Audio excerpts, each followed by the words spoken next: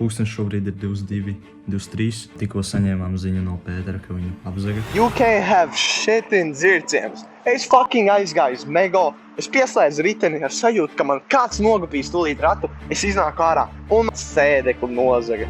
Ain't no fucking way. Ka man kāds nogapīs tūlīt ratu. Es iznāku ārā un sēdekli nozaga. Ain't no fucking way. Ko? Ko es tikai dzirdēju? Ko viņam nozaga? Viņam f***ing beņķi nozaga. What the fuck, pagaidi? Un sēdekli nozaga. Džeku actually apzaga, man likās tas bija prikols. What? Kas bija, kas notika? Viņš, karoči, laikam kaut kur veļuku atstāja, viņam beņķi nopis.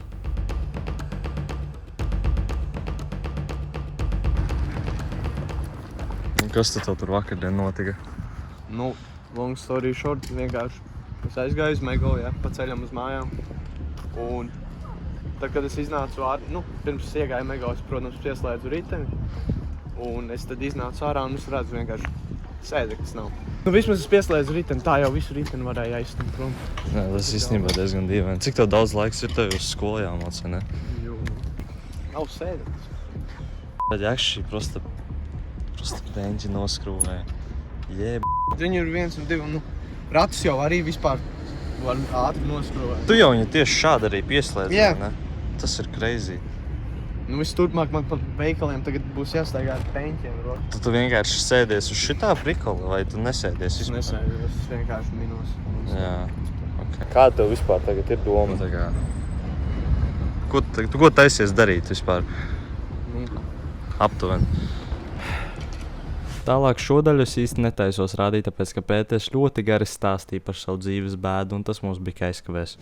Ierēcis izkāp no mašīnas, viņš teica, tev riteni aizstūm? Es teicu, nē, man ritenis tāpatās ir pieslēgts. Man beņķi, nevis beņķi, bet sēdekli noskrūvēja un noņēma. Sabraucu tur pa rajonu, un tad es pabraucu garām daudz dzīvokļu mājas, pie tām ieejas durvīm. Un tur uz soliņa sēdēja 4 pieaugušie, kas dzēra to bocmani, un 2 no tiem bija tie, kas stāvēja pie veikala. Un tas tāds, vai jūs tā kā nepaņēmāt man sēdekli, un viens piecēlās kājās. Ko tu teici? Viņš tā, mēs neko neesam aiztikuši. Es teicu, jā, labi, es jums ticu, bet vai jūs gadījumā neredzējāt nevienu? Tā, nē. Es tāds, labi, paldies. Tad es beigās aizbraucu atpakaļ līdz Mego, un tad viens no tiem 4 cilvēkiem tāds, tu joprojām meklē? Un es tāds, jā, protams, ka es meklēju.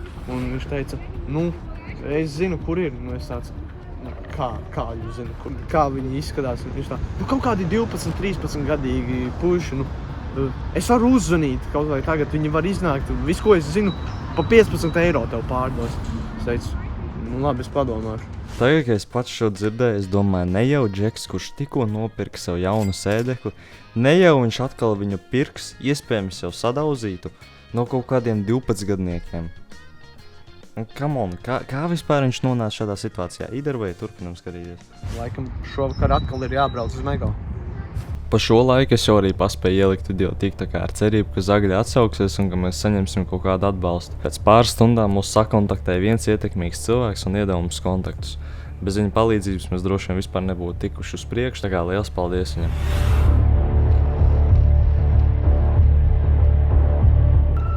Labdien! Kā var palīdzēt?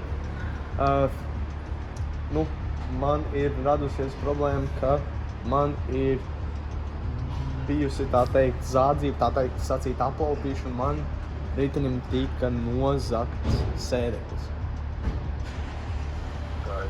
Kāds būtu vairāk par situāciju, kas notika un kā? Braucot cauri dzircienam, tā kā ceļā uz māju. Godīgi sakot, es pirmo reizi pieredzēju šāda veida sarunu ar policiju, un to pat nav jēga rādīt. Sēdeklis bija tā kā jauns nopirkts. Nepaspēju jautājumus uzdot. Viņam prosta Halo. visu informāciju. Pēc 2 minūšu ļarkstēšanas varēja redzēt, ka policists kārtīgi apmuls un pagāja neliels laiciņš, kamēr viņš vispār savāc domas kopā. Varbūt jums ir apraksts, kā tie vīrieši izskatās, jo mums pēdējā laikā Latvija daudz rādīt. Diemžēl man nav īsti vienīgais apraksts, ko es varu iedot, man pateica, ka tie bija tā kā 12, 13 gadīgi puiši. Tas bija viss, ko man pateica garām gājēji. Es pats neredzēju šos cilvēkus, līdz ar ko es pats arī nevaru šādu informāciju precīzi iedot. Nu, godīgi sakot, es īstenībā šajā brīdī aizdomājos, kāpēc mēs vispār zvanījām policijai, ko viņi mums palīdzēs, jo mēs paši neko pat nezinām. Bet tomēr, zin kā, mēģināts nav zaudēts.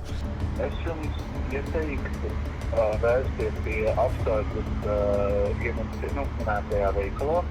Varbūt viņiem ir kamera, kas tieši pie to vietu, kur jūs visat bija redzam. Tieši tur ir tā problēma. Es aizgāju atpakaļ uz veikalu.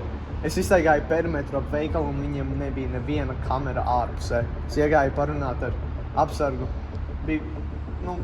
Viņš arī īsti neko labāk nevarēja izstāstīt. Tā kā. Tagad jums varbūt var ieteikt, skatieties sludinājumu portālos. Varbūt jūs ieraudzīsiet un jūsu sēdekļu pārdošanā. Varbūt jums ir veids, kā pierādīt, ka jūs. Jau šeit pēc Pēters es varu saprast, ka viņš apzinās, ka savu beņķi viņš nedabūs atpakaļ. Visdrīzāk. Ja nav pierādījums, tad mēs neko tādu nevaram laidīt. Skaidrs. Nu, labi, paldies par palīdzību. Visu labi. Šis vien pierādīja tikai to, ka šajā situācijā mums vajag rīkoties tikai pašiem un ka palīdzību no citiem mēs šoreiz šķīsti nesaņemsim.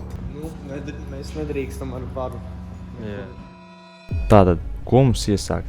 Pirmais, mēs zinām zādzības vietu. Otrais, ir vietējie, kuri ķipi mums var palīdzēt atrast zagļus. Trešais, ārējie spēki mums nevar sniegt palīdzību ar esošo info. Ceturtais, pēkšņi ir dusmīgs.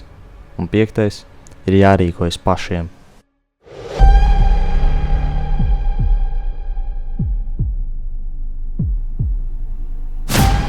Tātad labdien, tauta, kā jau var redzēt, joprojām sēdekļi nav. Mēs esam dzirciemā. Nu, sāksies tā sacīt, jāsaka, lielās medības. Davai maucam. Tagad mūsu mērķis ir atrast 4, vai vismaz dažus no tiem 4 cilvēkiem, kas vakardien pie veikala dzēra lēto aliņu. Gan jau, ka daudziem tādiem viņu tipu cilvēkiem pazīstamais Botsmanis. Līdz ar to braucam. Tagad mēs meklējam nevis 12-gadniekus, bet dzērājus, vecus džekus, kuri dzer Botsmaņus, jo acīm redzami tie ir tie, kurus mums jāmeklē.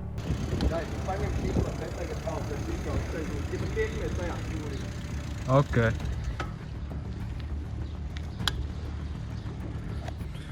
Tad, kad viņu apzaga un es pat nebiju uz vietas savu Izrēlu. Es nezinu, ko mēs te meklējam. Un vai mēs vispār kaut ko atradīsim.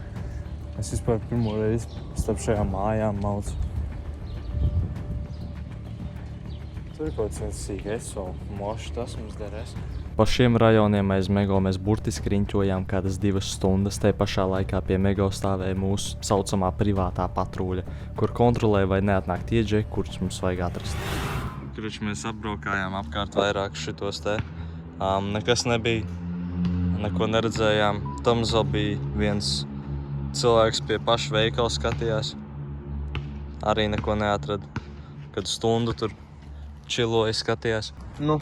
Obviously, šis nevienmēr var izdoties tā kā pirmajā dienā, tā kā atbūt mantu, ko tev kāds cits ir noziedzis. Jā.